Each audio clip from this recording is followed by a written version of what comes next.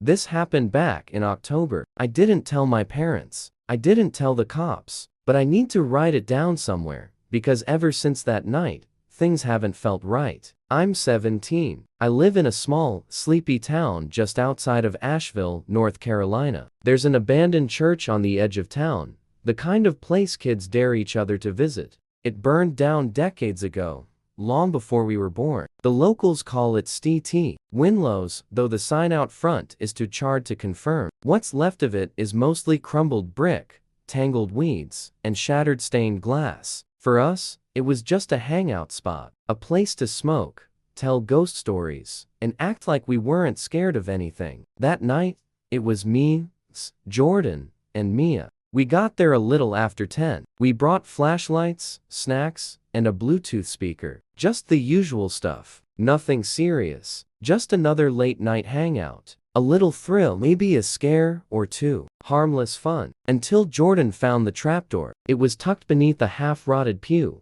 chained shut and rusted over like no one had touched it in years. Mia swore it hadn't been there the last time we visited, but we figured she was just trying to creep us out. Jordan, being Jordan, had bolt cutters in his truck. I still don't know why. Maybe he thought it'd be cool to break into something. Maybe he knew. Once the chain was gone, we pried the door open, and there it was, a stone staircase leading into complete darkness. We should have left, but we didn't. The air changed the second we stepped below. It was cold, unnaturally cold, like walking into a freezer that had been sealed shut for years. The tunnel walls were dirt and ancient brick, slick with dampness and mold. It didn't feel like a basement. It felt like a bunker, a tomb. We kept our flashlights steady, tried to laugh, tried to pretend we weren't slowly freaking out. We walked for about 10 minutes. It felt like an hour. Then the tunnel opened into a room, a wide, circular chamber carved from stone, completely empty,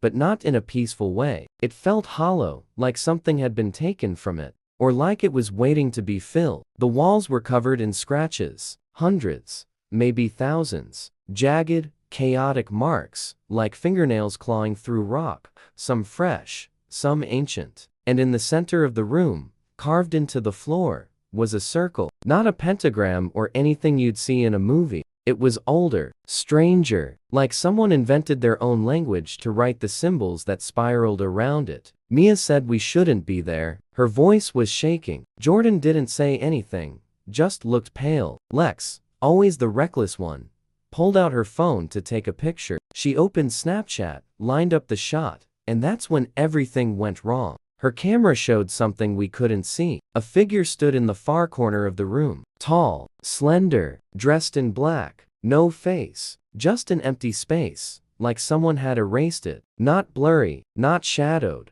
just void. Lex lowered her phone. There was nothing there. But when she looked at the screen again, the figure remained. Then, just as suddenly, the image glitched and vanished. The room felt tighter, heavier, like the air itself had turned solid. Have you ever felt a sound? Like when bass shakes your ribs? That's what it felt like. Only there was no sound, just pressure. Like something invisible was pressing down on us. Then we heard it, scraping, from the tunnel behind us. Slow, steady, like nails dragging along stone. We didn't talk. We just ran. We sprinted through that tunnel, blind and panicked. But something was wrong. It wasn't the same tunnel. It was longer. The bricks were gone. The walls were packed dirt, like we were buried alive. Our flashlights started dying one by one. Lex went first, then mine. Mia screamed. Jordan dropped his phone. We didn't stop. Somehow, we made it out.